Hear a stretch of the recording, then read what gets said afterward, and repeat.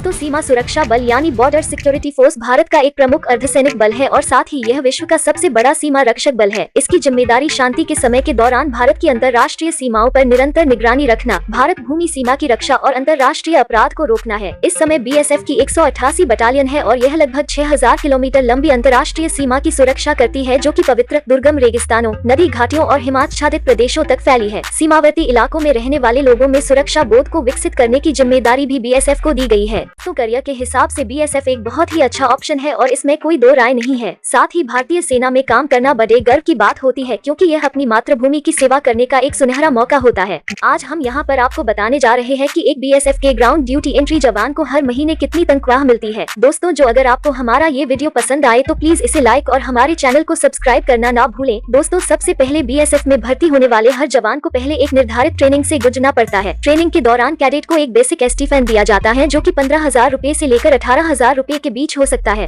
Constable rank constable BSF में प्रारंभिक rank है, जो कि एक जवान को ट्रेनिंग के बाद दिया जाता है, लेकिन एक कांस्टेबल को भी मासिक वेतन के रूप में अच्छी रकम मिलती है। कांस्टेबल सेना का प्राथमिक लड़ाई बल है। हमारा देश ऊर्जावान युवाओं से भरा है, जो हर साल बीएसएफ में खुली रैलियों द्वारा एक कांस्टेबल के रूप में भर्ती किए जाते हैं। बीएसएफ के एक कांस्टेबल की बेसिक सैलरी 5,200 रूपए से लेकर 20,200 रूपए होती है। इसके अलावा एक कांस्टेबल को ग्रेड पे के रूप में लगभग 2,000 रूपए और डियनेस अलाउंस के रूप में 1,200 रूपए प्रति माह दिया जाता है। इस तरह बीएसएफ के एक कांस्टेबल को प्रति माह लगभग 23,000 रूपए तक तनख्वाह के रूप में मिलते हैं। हेड कांस्टेबल रैंक बीएसएफ के जब एक कांस्टेबल को प्रमोशन मिलता है तो उसे हेड कांस्टेबल का रैंक दिया जाता है। कम से कम 7 से 8 साल के लिए बीएसएफ में कांस्टेबल के रूप में सेवा करने वाले व्यक्ति बीएसएफ में हेड कांस्टेबल बनने के योग्य हैं। एक हेड कांस्टेबल की बेसिक सैलरी 5,200 रूपए से लेकर 20,200 रूपए होती है। इसके अलावा एक हेड कांस्टेबल को ग्रेड पे के रूप में लगभग 2,400 रूपए और डियनेस अलाउंस के रूप में 2,000 रूपए प्रति माह दिया जाता है। इस तरह बीएसएफ के एक हेड कांस्टेबल को प्रति माह लगभग 30,000 रूपए तक तनख्वाह के रूप में मिलते हैं। इंस्पेक्टर रैंक बीएसएफ में हेड कांस्टेबल बनने के बाद लगभग 80% जवान रिटायर हो जाते हैं। शेष 20% जवानों को वैकेंसी और योग्यता के आधार पर पदोन्नत कर असिस्टेंट सब इंस्पेक्टर या इंस्पेक्टर का रैंक दिया जाता है। बीएसएफ में एक सैनिक को इंस्पेक्टर बनने में आमतौर पर लगभग 15 से 18 वर्षों तक का समय लग जाता है। एक सब इंस्पेक्टर की बेसिक सैलरी 9,300 रूपए से लेकर 34,800 रूपए होती है। इसके अलावा एक इंस्पेक्टर को ग्रेड पे के रूप में लगभग 4,600 रूपए और डियनेस अलाउंस के रूप में 2,800 रूपए प्रति माह दिया जाता है। इस तरह बीएसएफ के एक इंस्पेक्टर को प्रति माह लगभग 35,000 से 45,000 रूपए तक तनख्वाह के रूप में मिलते हैं।